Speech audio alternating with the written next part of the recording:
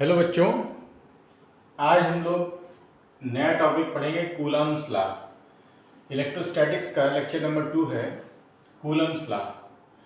Coulomb's law जो है, जैसा कि आप लोगों ने ग्रेविटेशनल फोर्स के केस में देखा था कि अगर दो पिंड हैं या दो मासेस हैं m1 m2, तो इनके बीच में एक अट्रैक्शन फोर्स लगता है जिसको हम लोग ग्रेविटेशनल फोर्स कहते हैं, और उसका मान होता था F g is equal to capital G m1 m2 upon r square, जहाँ आर स्क्वायर क्या होता था, इनके बीच की दूरी होती थी। ठीक है, तो इसी तरीके से क्या होता है बेटा कि यहाँ पर अगर हम दो चार्जेस ले लें, स्टैटिक चार्जेस ले लें, दो स्टैटिक चार्जेस ले लें, और चार्जेस बल्कि क्या पॉइंट चार्जेस ले लें। ठीक है, पॉइंट चार्जेस ले लें, यानी हम इनका डायमीटर इतना छोटा हो कि उन्हें हम पॉइंट की तरह कंसीडर कर सकें। तो दो पॉइंट चार्जेस ले लिए, एक चार्ज को हम Q1 मान लें और दूसरे चार्ज को Q2 मान लें, और इनके बीच में जो दूरी है वो स्मॉल r के बराबर है। ठीक है, तो क्या होगा कि ये दोनों चार्जेस जो है एक दूसरे को अट्रैक्ट करेंगे या रिपल करेंगे। इनके दोनों के बीच में एक फोर्स ऑफ अट्रैक्शन या फोर्स ऑफ रिपल्शन काम करेगा। तो कूलम ने बताया कि अगर ये दो चार्जेस हैं Q1 और Q2, जिनके बीच का सेपरेशन स्मॉल r के बराबर है, जिनके बीच की दूरी स्मॉल r के बराबर है, ठीक है, तो क्या होगा कि इनके बीच में एक इलेक्ट्रिक फोर्स कार्य करेगा। क्या कार्य करेगा? इलेक्ट्रिक फोर्स, इसलिए इसको Fe से हम डिनोट कर देंगे। इनके बीच में एक फोर्स कार्य करेगा Fe, इलेक्ट्रिक फोर्स। ठीक है, और ये ध्यान ये रखना है कि दोनों चार्जेस स्टेशनरी होने चाहिए या स्टैटिक होने चाहिए। दोनों स्टेशनरी चार्जेस हैं, इनके बीच का सेपरेशन स्मॉल r है, तो इनके बीच में एक इलेक्ट्रिक फोर्स काम करेगा Fe। ठीक है, लेकिन ये Fe क्या होगा, किन किन बातों पर निर्भर करेगा। एक तो देखिए क्या है कि Fe is inversely proportional to the square of the separation r between the particles and directed along the line joining them। यानी जो Fe है, फोर्स Fe है, वो इनके बीच के जो सेपरेशन है स्मॉल r, उसके स्क्वायर के इनवर्सली प्रोपोर्शनल होगा। ध्यान ये रखना है कि जो ये स्मॉल r सेपरेशन है, ये कहाँ से हम करेंगे, किसको हम मेजर करेंगे? हम उस लाइन की लंबाई को मेजर करेंगे जो कि इन दोनों चार्जेस को ज्वाइन करने वाली लाइन है उसके। ठीक है, जैसे ये Q1 और Q2 है, तो दोनों को ज्वाइन करने वाली जो लाइन होगी, उस लाइन के थ्रू हम इसको मेजरमेंट करेंगे, उस डायरेक्शन में हम मेजरमेंट करेंगे कि इनके बीच का सेपरेशन कितना है, वो स्मॉल r हो गया, और इस स्मॉल r का स्क्वायर करेंगे और उसका 1/स्क्वायर जो है वो फोर्स Fe प्रोपोर्शनल होगा। यानी हम ऐसे लिख सकते हैं कि Fe is inversely proportional to r²। ठीक है, अब दूसरी बात क्या कहते हैं कि जो फोर्स ऑफ इलेक्ट्रिक फोर्स है is proportional to the product of the charges Q1 and Q2 on the two particles। अगर दो पार्टिकल पर चार्जेस Q1 और Q2 हैं, तो इनके प्रोडक्ट Q1 और Q2 के प्रोडक्ट के प्रोपोर्शन में होगा। यानी Fe जो है, Fe is proportional to Q1 Q2। ठीक है, तो दो पॉइंट्स हमें मिल गए कि Fe is inversely proportional to r² और Fe is proportional to Q1 Q2। ठीक है, बात समझ आ रही? अब देखो, ये कहते हैं कि जो फोर्स है इसका नेचर कैसा होगा। तो कहते हैं ये फोर्स जो है is attractive if charges are opposite sign.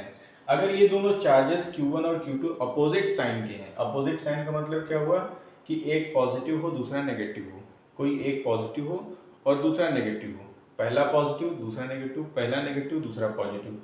अगर एक पॉजिटिव और एक नेगेटिव चार्ज है, तो उस केस में क्या होगा कि इनके बीच का जो फोर्स Fe होगा वो अट्रैक्टिव फोर्स होगा। परंतु अगर इनके बीच का चार्जेस जो है वो सेम साइन के हैं, चार्जेस आर जो है same sign, have same sign, and repulsive if the charges have same sign.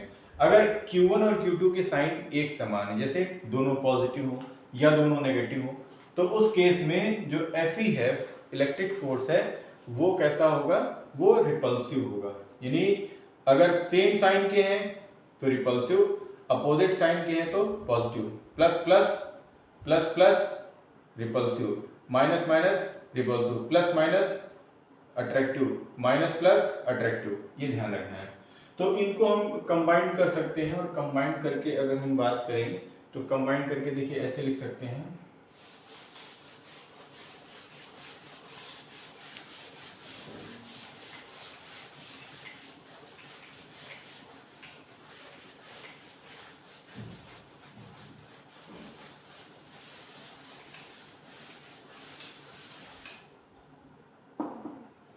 यानी Fe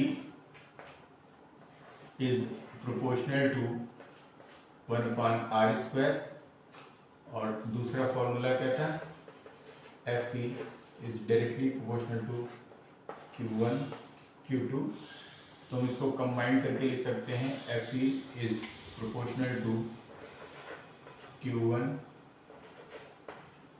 Q2/r², या इसको लिख सकते हैं, अगर हम प्रोपोर्शनलिटी कांस्टेंट जो है लगा दें तो Fe is equal to k ई, ये कांस्टेंट ले लेते हैं, के ई Q1 Q2/r²।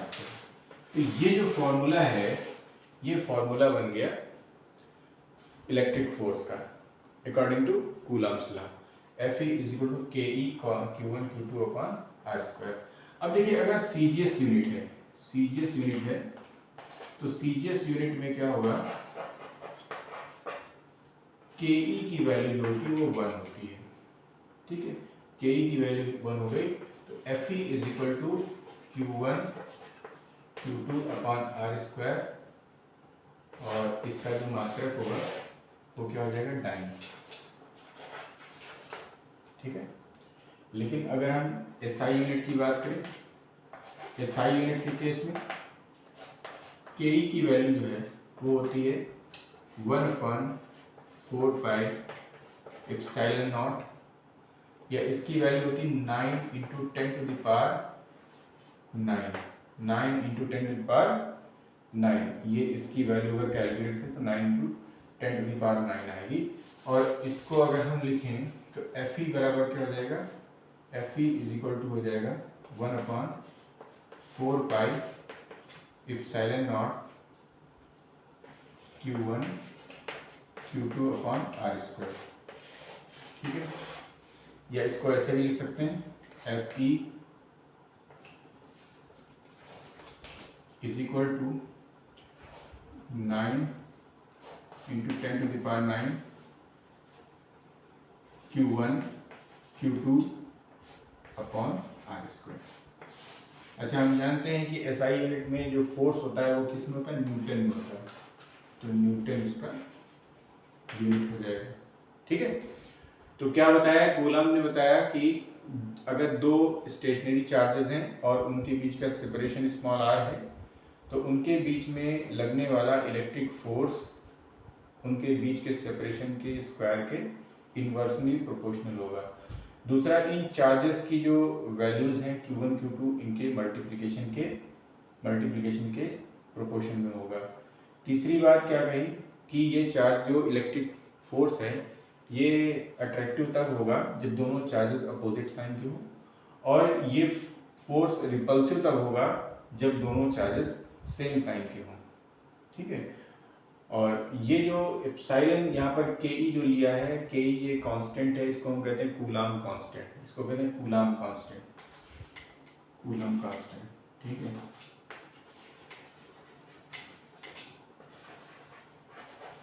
याद रखना है के ई जो है वो कूलम कांस्टेंट है, और के ई की वैल्यू 1 होती है सीजीएस यूनिट में, लेकिन अगर एसआई यूनिट में जाए तो इसकी वैल्यू होती है 1/4 एप्सिलॉन, तो इसकी जो वैल्यू निकल के आती है 9 × 10⁹, ये वैल्यू रखेंगे तो Fe is equal to Q1 Q2/1/4 epsilon Q1 Q2/r², या Fe is equal to 9 × 10⁹ Q1 Q2/r², ठीक है। अब इसका हम वेक्टर फॉर्म देखेंगे, वेक्टर फॉर्म कैसे बनाते हैं आइए देखते हैं।